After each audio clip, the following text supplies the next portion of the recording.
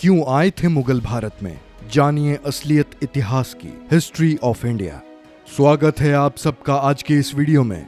दोस्तों, मुगल साम्राज्य का हमारे भारतीय इतिहास में एक बहुत बड़ा योगदान है। साल 1526 में मध्य एशिया से आए मंगोल विरासत वाले जहीरुद्दीन बाबर ने अपने पैर भारत पे रखे, तब किसे लगा था कि ये लोग यहाँ अगले 3 सदियों तक राज करने वाले हैं। 1650 तक भारत का ये मुगल साम्राज्य इस्लाम की दुनिया के 3 सबसे ताकतवर साम्राज्यों में ऑटोमन और सफाविद साम्राज्य के साथ शुमार हो गया। मुगलों ने लगभग भारत की 4 अरब वर्ग किलोमीटर की जमीन 160 अरब से भी ज्यादा लोगों पर अपना नियंत्रण कर लिया था। आज के समय में लोग सोचते हैं कि मुगलों ने भी अंग्रेजों की ही तरह भारत को खूब लूटा और बर्बाद करके चले गए, जबकि सच्चाई इसकी एकदम उलट है। हाँ, आए तो थे वो यहाँ कब्जा करने के इरादे से, पर फिर वो एक भारतीय की तरह ही यहाँ बस गए। ये भारतीय सभ्यता में इस तरह से मिल गए कि इन्हें कभी इससे अलग ही नहीं किया जा सका। बाबर ने इब्राहिम खान लोदी को युद्ध में हराकर भारत में मुगल साम्राज्य की नींव रखी, और इसके बाद ऐसा नहीं है कि इन्होंने सिर्फ युद्ध जीत के पूरे भारत पर कब्जा कर लिया, बल्कि इन्होंने अपने संबंध हिंदू राजाओं के साथ भी अच्छे बनाए, और यहाँ तक कि इनके दरबार में कई बड़े पद में भी भारतीय लोगों को ही जगह दी गई थी।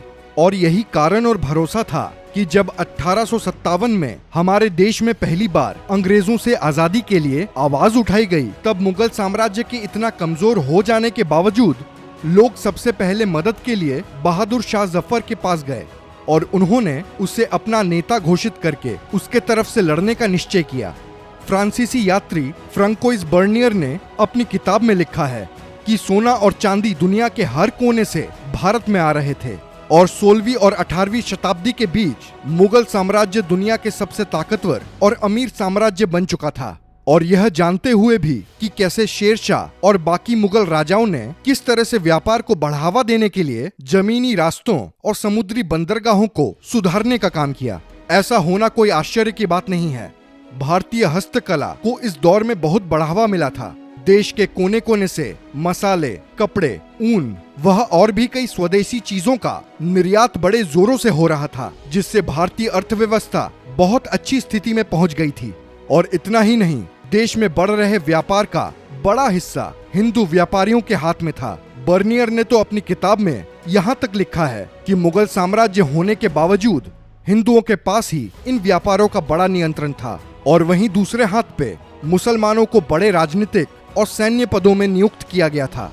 अकबर के द्वारा साम्राज्य में व्यापार को संभालने के लिए बहुत अच्छे इंतजाम किए गए थे, जिससे देश में व्यापार करने को लेकर बहुत अच्छा माहौल था, और इसी ने ब्रिटिश ईस्ट इंडिया कंपनी का ध्यान अपनी ओर खींचा। और उसके बाद अंग्रेजों ने सबसे पहले मुगलों के साथ व्यापारिक संबंध अच्छे बनाए, और इसके बाद इन पर हमले करके इन्हें पूरी तरह तबाह कर दिया। भारत के बर्बाद होने की कहानी मुगलों के नहीं, अंग्रेजों के भारत आने से शुरू हुई। मुगलों ने तो असल में भारत को मजबूत बनाया था, लूटा तो असल में अंग्रेजों ने भारत को था। एक सर्वेक्षण के मुताबिक 18वीं शताब्दी तक मुगलों के राज में भारत चीन को छोड़कर दुनिया की सबसे ज्यादा सकल घरेलू उत्पाद बनाने वाला देश बन गया था, जो कि पूरी दुनिया के कुल सकल घरेलू उत्पाद का 28% था, जो कि आज के समय में 7 से 8% के ही आसपास है। तो अब जब हमने आपको ये बता ही दिया कि मुगल भारत से कुछ नहीं लेके गए, तो चलिए फिर आपको ये भी बता दे कि उन्होंने आखिर भारत के लिए क्या क्या किया। मुगलों ने अपना साम्राज्य यहाँ बसाने के बाद सबसे पहले भारत की आधारभूत संरचना को बेहतर बनाना शुरू किया, जिसके अंतर्गत उन्होंने कई सारी इमारतें बनवाई, जो कि आज भी हमारे सरकार को सालाना करोड़ों का मुनाफा देती है। लोकसभा में दिए गए एक आंकड़े के मुताबिक सिर्फ ताजमहल के ही टिकट से भारत को हर साल लगभग 21 करोड़ से भी ज्यादा का मुनाफा होता है। बीते साल लॉकडाउन होने के बावजूद सरकार को ताजमहल से 17 करोड़ के लगभग का फायदा हुआ था। दिल्ली में स्थित कुतुब मीनार और लाल किले से भी सरकार को साल भर में दसियों करोड़ से भी ज्यादा का फायदा होता है।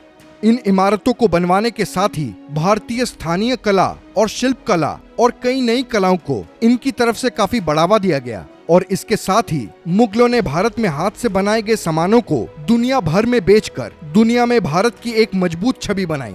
इस दौरान भारत में कला और साहित्य की दुनिया में काफी निखार आया।